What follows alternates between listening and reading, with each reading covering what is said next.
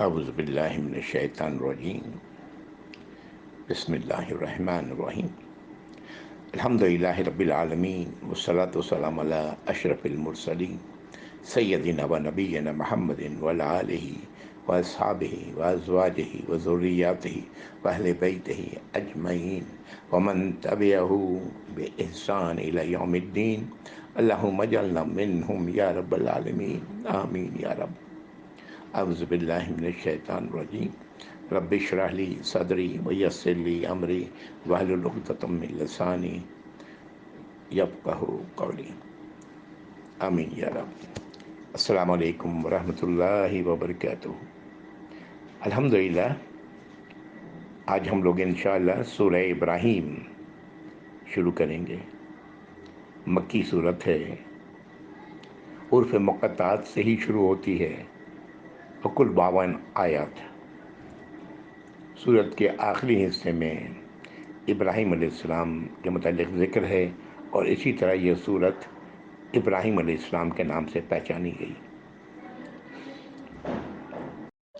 اعوذ باللہ من الشیطان الرجیم بسم اللہ الرحمن الرحیم الف لام را کتاب انزلناہ الیک لتخرج الناس من الظلمات الی النور بإذن ربہم الی صراط العزیز الحمید۔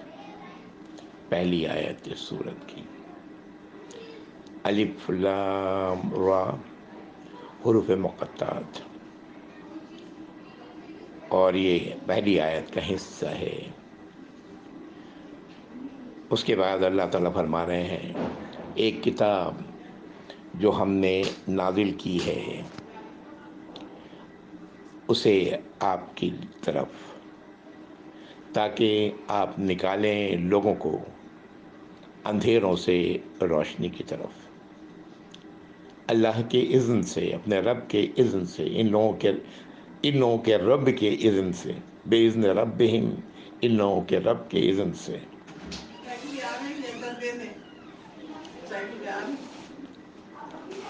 اس راستے کی طرف جو راستہ العزیز اور الحمید کا ہے۔ اللہ کے دو صفات آ رہی ہیں، العزیز مکمل اختیار رکھنے والا، اور الحمید تمام خوبیوں کے مالک خود، تمام خوبیاں بذات خود اللہ میں موجود ہیں، وہ راستہ۔ اگلی آیت میں بتایا جا رہا ہے کہ اللہ کون ہے۔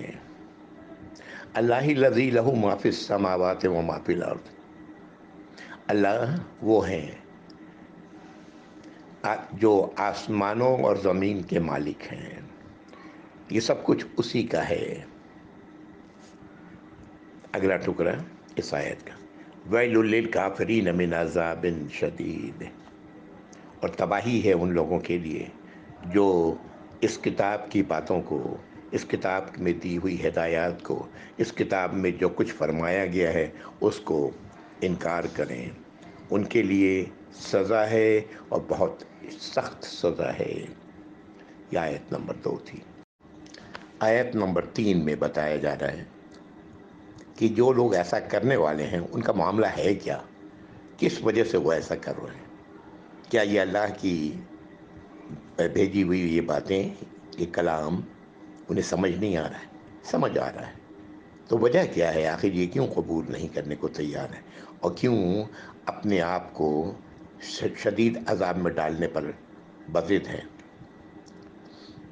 اللہ تعالیٰ فرما رہے ہیں الذین یستحبون الحیات الدنیا علی الآخرہ، وہ لوگ جو دنیا کی زندگی ہی کی طلب رکھتے ہیں آخرت کے مقابلے میں۔ آخرت کی طلب ان کے پاس نہیں ہے، انہیں دنیا ہی کی طلب ہے۔ وَيَصُدُّونَ عَن سَبِيلِ اللَّهِ، اور رکتے ہیں اللہ کے راستے سے، یعنی وہ راستہ جو اندھیروں سے نکال کر روشنی کی طرف لانے والا ہے۔ وَيَبْغُونَهَا عِوَجًا، اور وہ چاہتے ہیں اس راستے میں، اللہ کی کتاب میں جو باتیں نازل کی گئی ہیں اس میں کجی پیدا کرنا، اس کو بات کو کچھ کا کچھ کرنے کی کوشش کرنا۔ اولئک فی ضلال بعید، اللہ تعالیٰ فرما رہے ہیں کہ ایسے لوگ تو بہت دور کی گمراہی میں مبتلا ہیں۔ یہ دنیا ہی کی زندگی ہے جو انسان کو اللہ کی باتوں کو تسلیم کرنے سے روکتی ہے، یہ دنیا ہی کا معاملہ ہے۔ حالانکہ دنیا کی زندگی کچھ بھی نہیں ہے آخرت کے مقابلے میں، آخرت کی زندگی ہمیشہ باقی رہنے والی ہے، لیکن یہ ان کی نظر میں دنیا ہی کی زندگی سب کچھ ہے۔ اگلی آیت میں تاریخی حقیقت ہے، اللہ تعالیٰ فرما رہے ہیں وَمَا أَرْسَلْنَا مِن رَسُولٍ إِلَّا بِلِسَانِ قَوْمِهِ لِيُبَيِّنَ لَهُمْ، ہم نے جو بھی رسول بھیجا رسولوں میں سے وہ اسی زبان میں وہی زبان تھی ان کی جو ان کے قوم کی زبان تھی، تاکہ وہ ان پر اللہ کی ہدایات کو، اللہ کی طرف سے نازل کی گئی نصیحتوں کو پوری طرح کھول کھول کر بیان کر دیں ان کے لیے۔ وَيُضِلُّ اللَّهُ مَن يَشَاءُ وَيَهْدِي مَن يَشَاءُ، تو اللہ تعالیٰ گمراہ کرتے ہیں جسے چاہتے ہیں اور ہدایت دیتے ہیں جسے چاہتے ہیں۔ عموماً ایسے موقعوں پر تقریباً قرآن میں ہر جگہ یہ آیت ملے گی۔ اللہ تعالیٰ کسی کو گمراہ نہیں کرتے، اللہ تعالیٰ تو چاہتے ہیں کہ تمام انسان اللہ کی سزا سے اپنے آپ کو بچا لیں۔ اللہ کا قانون اٹل ہے، جو کچھ اللہ نے فرما دیا ہے قرآن میں، جو کچھ ہونا ہے آخرت میں، موت اور اس کے بعد، وہ ایک ایک بات کھول کھول کر بیان کرتی ہے۔ لیکن جو لوگ اپنے دل میں ہی کجی رکھتے ہیں، جو لوگ اللہ کی بات کو تسلیم کرنے کو تیار نہیں ہیں، ایسے لوگ اللہ تو دلوں کا حال جانتے ہیں، ایسے لوگ پھر گمراہ کیے جاتے ہیں، اللہ تعالیٰ انہیں گمراہی میں مبتلا کرتے ہیں۔ اور جو لوگ ہدایت کی طرف رخ کرتے ہیں تو اللہ تعالیٰ انہیں ہدایت دیتے ہیں۔ اللہ کی ذات تو غفور الرحیم ہے، وَهُوَ الْعَزِيزُ الرَّحِيمُ، اور اللہ تو العزیز ہیں، العزیز الحکیم، اللہ تو العزیز ہیں، مکمل اختیار رکھتے ہیں، وہ چاہیں تو سب کو ہدایت کے راستے پر لگا دیں، لیکن اللہ تعالیٰ الحکیم ہے، اللہ کا تمام کام حکمت کے تحت ہے۔ جب انسان کو اللہ نے اختیار دیا ہے تو پھر وہ اپنا اختیار استعمال کرے اور ہدایت کی راہ اختیار کرے، گمراہی کی راہ سے اپنے آپ کو بچائے۔ یہ آیت نمبر 4۔ آیت نمبر 5 سے چند آیات ہیں جو موسیٰ علیہ السلام کے حوالے سے آ رہی ہیں۔ اعوذ باللہ من الشیطان الرجیم۔ وَلَقَدْ أَرْسَلْنَا مُوسَىٰ بِآيَاتِنَا أَنْ أَخْرِجْ قَوْمَكَ مِنَ الظُّلُمَاتِ إِلَى النُّورِ، اور ہم نے بھیجا تھا موسیٰ کو اپنی آیات کے ساتھ، اپنی ہدایات کے ساتھ، اپنی رہنمائی کے ساتھ، کہ وہ نکالیں اپنے قوم کو اندھیروں سے روشنی کی طرف۔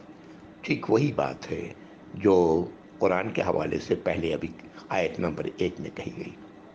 اللہ کی طرف سے انبیاء اور رسولوں کے آنے کا مقصد یہی ہے، تاکہ لوگ ان کی باتوں کو مانیں اور اندھیروں سے نکل کر روشنی کی طرف آ جائیں۔ وَذَكِّرْهُمْ بِأَيَّامِ اللَّهِ، اور اللہ تعالیٰ موسیٰ علیہ السلام کو بھیجنے کی ایک اور وجہ کہ اپنے لوگوں کو اللہ کے بڑے دنوں سے، ان دنوں سے آگاہ کریں جن میں اللہ تعالیٰ نے اپنی انعامات نازل فرمائی ہیں اور جن میں اللہ کا عذاب آیا ہے۔ ایام اللہ سے مراد غالباً یہی ہے۔ ان فی ذلک لآیات لکل صبار شکور، اللہ تعالیٰ فرما رہے ہیں بے شک ان میں نشانیاں ہیں، رہنمائی ہے، ہدایت ہے ان تمام لوگوں کے لیے جو صبر اور شکر کرنے والے ہیں، یعنی صبر اللہ کی اطاعت پر اپنے آپ کو جمائے رکھنے والے ہیں، اللہ کی رہنمائی پر اور اللہ کی دی ہوئی نعمتوں پر شکر کرنے والے ہیں۔ اللہم اجعلنا من الشاکرین، یا اللہ ہم سب کو اللہ رب العزت شاکرین میں سے بنائے۔ یہ آیت نمبر 5 تھی۔ آیت نمبر 6، وَإِذْ قَالَ مُوسَىٰ لِقَوْمِهِ اذْكُرُوا نِعْمَتَ اللَّهِ عَلَيْكُمْ، اور جب موسیٰ علیہ السلام نے اپنے قوم سے کہا کہ اے میرے قوم کے لوگوں، یاد کرو اللہ کی نعمتوں کو، ان کا سوچو ذرا اللہ کی نعمتوں کے بارے میں جو تم پر ہے اور جو تم پر کی گئی، اس میں سب سے بڑی نعمت کا ذکر ہو رہا ہے۔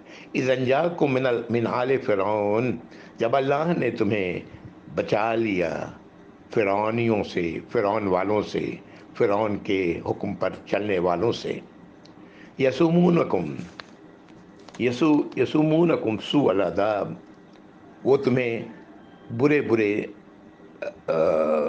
بری بری سزائیں دیا کرتے تھے، یذبحون ابناءکم، اور تمہارے بیٹوں کو قتل کر دیا کرتے تھے، ویستحیون نساءکم، اور تمہاری بیٹیوں کو چھوڑ دیا کرتے تھے، یعنی زندہ چھوڑ دیتے۔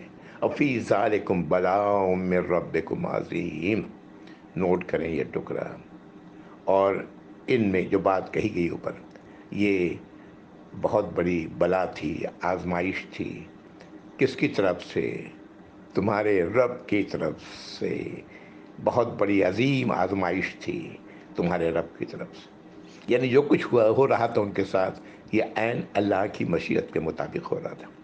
میں نے پہلے بھی عرض کیا تھا کہ جب بنی اسرائیل یوسف علیہ السلام مصر آئے تو پھر اپنے 12 بیٹوں کے ساتھ ان سے نسل چلی، نسل بڑھتی گئی۔ شروع میں تو لوگ یوسف علیہ السلام جو ہدایت لائے تھے اس پر عمل کرتے رہے، بعد میں اس سے منتشر ہوتے چلے گئے، اور یہاں تک کہ وہ قوم جو وہاں پر بڑی عزت کے ساتھ مصر میں داخل ہوئی تھی، وہ غلام بنا دی گئی۔ یہ کس کا کیوں ہوا؟ یا اللہ ہی کی طرف سے ہوا کہ یہ بلا تھی، آزمائش تھی تمہارے رب کی طرف سے۔ آیت نمبر 6۔ آیت نمبر 7 ایک بڑی خوبصورت بات کہی جا رہی ہے، اور یہ اللہ کا قانون ہے جس کا ذکر ہو رہا ہے۔ وَإِذْ تَعَذَّنَ رَبُّكُمْ لَئِن شَكَرْتُمْ، جب تمہارے رب نے اس بات کا اعلان کر دیا، آگاہ کر دیا کہ اگر تم لازماً شکر کرو گے، لَأَزِيدَنَّكُمْ، تو ہم لازماً تمہیں زیادہ دیں گے، وَلَئِن كَفَرْتُمْ، اور اگر تم اللہ کی نافرمانی کرو گے، ان عذابی لشدید، تو بے شک اللہ تعالیٰ فرمانے کہ میرا عذاب، میری سزا بہت شدید ہے۔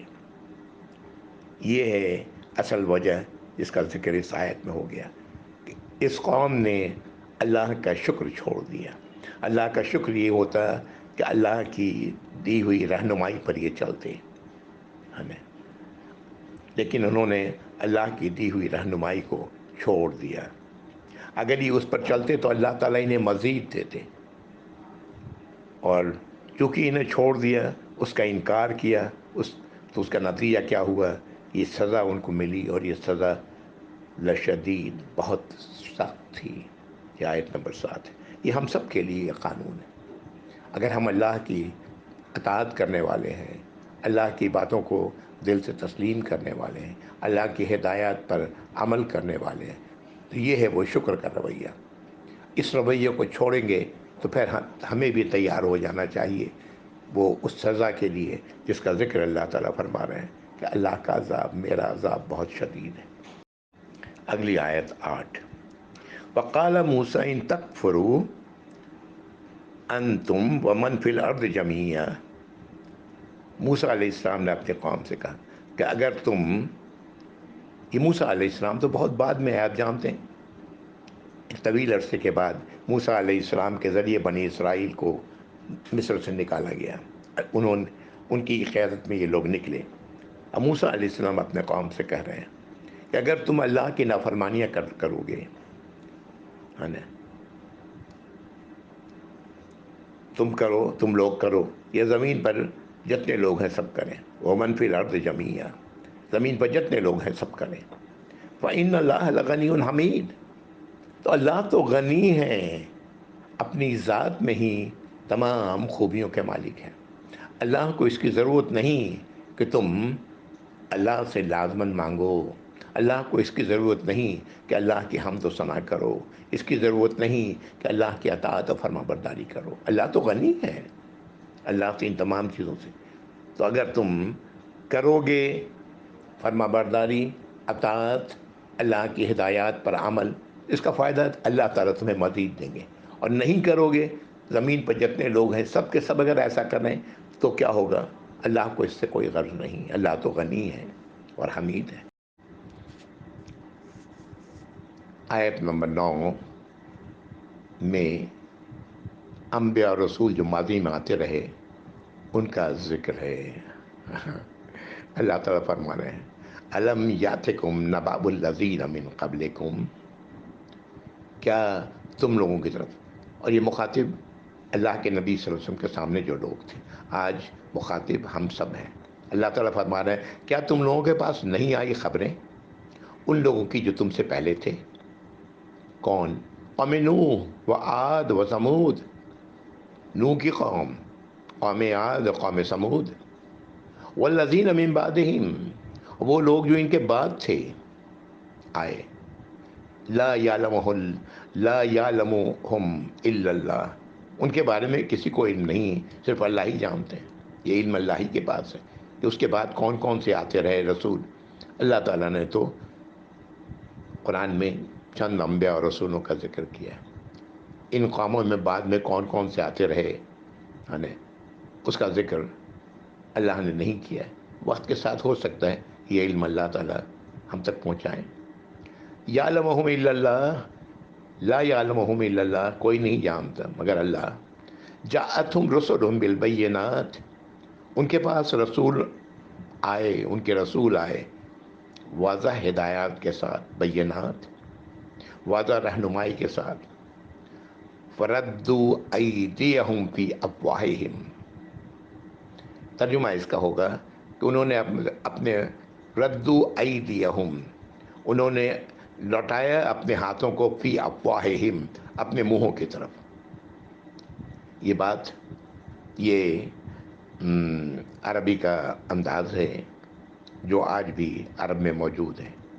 یہ تعجب کا اظہار کرنا، اس طرح اپنے ہاتھوں کو منہ کی طرف لوٹا کر کے یہ تعجب کا اظہار کر رہے ہیں ہاں رسولوں کی لائی ہوئی ہدایات پر. وقالوا انا کفرنا بما ارسلتم بہ، اور انہوں نے کہا کہ ہم نے انکار کیا جو کچھ لے کے تمہیں بھیجا گیا ہے. وَإِنَّ لَفِي شَكٍّ مِّمَّا تَدْعُونَنَا إِلَيْهِ مُرِيبٍ، اور بے شک ہم تو اس میں شک میں پڑے ہیں جو کچھ جس کی طرف تم ہمیں بلا رہے ہو.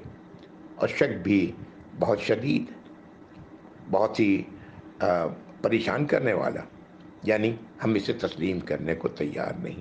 یہ ماضی کے انبیاء اور رسولوں کا واقعہ اللہ تعالیٰ نے یہاں بتایا، اور جو ہم سب جانتے ہیں، قرآن کے پڑھنے والے پیچھے بھی پڑھ چکے ہیں ان قوموں کے واقعات، آگے بھی آئیں گے قرآن میں. آیت نمبر 9 تھی. آیت نمبر 10 انہی رسولوں کا ذکر ہے. قالت رسلہم افی اللہ شک، رسولوں نے اپنی اپنی قوموں سے کہا کہ کیا تمہیں اللہ کے بارے میں شک ہے، اللہ کے متعلق شک ہے. فاطر السماوات والارض، وہ اللہ جس نے آسمان اور زمین کو ایجاد کیا، کچھ بھی نہیں تھا، اللہ تعالیٰ نے ان کو وجود دیا. یدعوکم لیغفر لکم، وہ تو تمہیں بلا رہا ہے، دعوت دے رہا ہے تاکہ تمہیں معاف فرما دے. لیغفر لکم من ذنوبکم، تمہارے گناہوں سے. ویؤخرکم الی اجل مسمی، اور تمہیں مؤخر کرے، وقت دے اللہ تعالیٰ ایک متعین وقت تک کے لیے، یعنی زندگی کے جو وقت اوقات ہیں اس کے لیے گناہوں کو معاف فرما دیں. اس لیے اللہ تعالیٰ بلا رہے ہیں اس کی طرف. قالوا ان انتم الا بشر مثلنا، اب جواب ہے اس قوم کے لوگوں کا، اس قوم کا نہیں بلکہ تمام قوموں کے لوگوں کا. ایسا ہی ہوتا رہا ماضی میں. انہوں نے کہا ان انتم الا بشر مثلنا، تم تو نہیں ہو بلکہ ہماری طرح کے ایک بشر، انسان. تريدون ان تصدون عما كان يعبد آباؤنا، کیا تمہارا ارادہ یہ، تمہارا تو ارادہ یہ نظر آتا ہے کہ تم ہمیں روک دو اس چیز سے جس کو ہمارے باپ دادا جس کی عبادت کرتے رہے ہیں. ہاں، یعبدو آباؤنا، ہمارے باپ دادا جس کی عبادت کرتے رہے، اس سے تم روکنے کا ارادہ رکھتے ہو. فَأْتُونَ بِسُلْطَانٍ مُبِينٍ، تو لے کے آؤ کوئی کھلی نشانی، واضح نشانی جو ہم تسلیم کریں. ایسی کوئی نشانی ہے تو لے کے آؤ. یہ آیت نمبر 10. یہ لوگ اپنے باپ دادا کے طریقوں کو چھوڑنے کو تیار نہیں. ہاں، اور رسولوں نے تو وعدہ کر دیا، جیسا دیکھا اللہ کے معاملے میں تم شک کر رہے. وہ اللہ جو اس کائنات کا مالک ہے، اس کائنات کا بنانے والا ہے، اس کائنات کا موجب ہے، پوری کائنات اس کے اختیار میں ہے. ہر شے، کوئی بھی شے اس کے اذن کے بغیر نہیں ہوتی. تو وہ کہتے ہیں کہ لے کے آؤ کوئی ایسی کھلی کھلی چیز جو ہم تسلیم کر لیں. جواب میں ان رسولوں نے جواب دیا، قالت لہم رسلہم، کہا ان لوگوں کے رسولوں نے، ان نحن الا بشر مثلکم، ہاں ہم نہیں ہیں مگر بشر، انسان تمہاری طرح کے. وَلَكِنَّ اللَّهَ يَمُنُّ عَلَى مَن يَشَاءُ مِنْ عِبَادِهِ، اور لیکن اللہ تعالیٰ احسان کرتے ہیں اپنے غلاموں پر جس پر چاہتے ہیں. یہ احسان کیا ہے؟ یہ رسالت ہے، نبوت ہے، جس کا ذکر کیا جا رہا ہے وہ کر رہے ہیں. وَمَا كَانَ لَنَا أَن نَأْتِيَكُم بِسُلْطَانٍ، اور ہمارے لیے نہیں ہے کہ ہم کہیں سے تمہارے لیے کوئی ایسی چیز، ایسی دلیل، کھلی کھلی دلیل لے کر کے آ جائیں. ہمارے لیے یہ ممکن نہیں ہے. الا باذن اللہ، ہاں اگر اللہ ہی تعالیٰ ایسی کوئی دلیل نازل فرما دیں، اللہ کے اذن سے ہی ممکن ہے. وَعَلَى اللَّهِ فَلْيَتَوَكَّلِ الْمُؤْمِنُونَ، اور ایمان والے تو اللہ ہی پر توکل کرتے ہیں. ہم ایمان والے ہیں، ہمارا توکل اللہ ہی پر ہے. اگر اللہ تعالیٰ نازل کریں گے ایسی کوئی چیز تو ہم لے آئیں گے، لیکن ہمارے لیے ممکن نہیں. ہم بھی انسان ہیں. یہی مشکل رہی ہے ہمیشہ. انبیاء اور رسولوں کو انسان کا کہ رد کر دیا گیا، اور بعد میں ان کے ماننے والوں نے انہیں انسان کے بجائے مافوق الفطرت چیز بنا دی، جیسا ہم لوگوں نے نبی کریم صلی اللہ علیہ وسلم کے بارے میں کیا ہے. ہاں، وہ باتیں آپ سے ان کے بارے میں کہتے ہیں جو نہ قرآن سے ثابت ہے اور نہ احادیث سے. ایسے بھی لوگ ہیں جو کہتے ہیں کہ آپ زندہ ہیں، حاضر ناظر ہیں. کہاں ہے یہ؟ قرآن میں کہیں ہے؟ احادیث میں کہیں ہے؟ نہیں. اپنی طرف سے یہ باتیں نکالی گئی ہیں کہ چونکہ وہ رسول تھے اس لیے وہ انسان نہیں تھے، کوئی اور ہی چیز تھے. اعوذ باللہ یا رب العالمین. وَمَا لَنَا أَلَّا نَتَوَكَّلَ عَلَى اللَّهِ، اور کیا ہو گیا ہے ہمیں کہ ہم اللہ پر توکل نہ کریں؟ کون کہہ رہے ہیں؟ انبیاء اور رسول. قَدْ هَدَانَا سُبُلَنَا، اسی نے تو ہدایت دی ہے ہمیں ہمارے راستے کی. وَلَنَصْبِرَنَّ عَلَىٰ مَا آذَيْتُمُونَا، اور ہم لازماً صبر کریں گے اگر جو بھی مجھے اذیت دو گے، ہم لوگوں کو اذیت دو گے اس پر ہم صبر کریں گے. وَعَلَى اللَّهِ فَلْيَتَوَكَّلِ الْمُتَوَكِّلُونَ، اور اللہ ہی پر توکل کرنے والے جو توکل کرتے ہیں، بھروسہ رکھنے والے اللہ ہی پر بھروسہ رکھتے ہیں. یہ آیت نمبر غالباً 12 تھی. میں یہاں رک رہا ہوں، انشاءاللہ اگلی بار آگے بڑھیں گے. اللہ سے دعا ہے اللہ رب العزت ہمیں ان آیتوں کو سمجھنے کی، جو کچھ ہم لوگوں نے پڑھا، توفیق عطا فرمائے. ہمیں ان تمام گمراہیوں سے بچائیں جو اللہ کی نافرمانیوں کا ہے، جو جن باتوں سے اللہ نے منع کیا ہے اس سے روکیں. اللہ تعالیٰ ہی ہدایت دیتے ہیں، لیکن تب جب ہم ہدایت کی طلب اپنے اندر رکھیں، ہم اندر سے چاہیں کہ ہمیں اللہ کی ہدایت ملے. وآخر دعوانا الحمد للہ رب العالمین، وصلی اللہ علی محمد وعلی آلہ واصحابہ وازواجہ وذریاتہ واہل بیتہ اجمعین ومن تبعہ الی یوم الدین بإحسان یا رب العالمین. اللہم اجعلنا منہم یا رب العالمین. والسلام علیکم ورحمۃ اللہ وبرکاتہ. جزاکم اللہ خیر. جزاکم اللہ.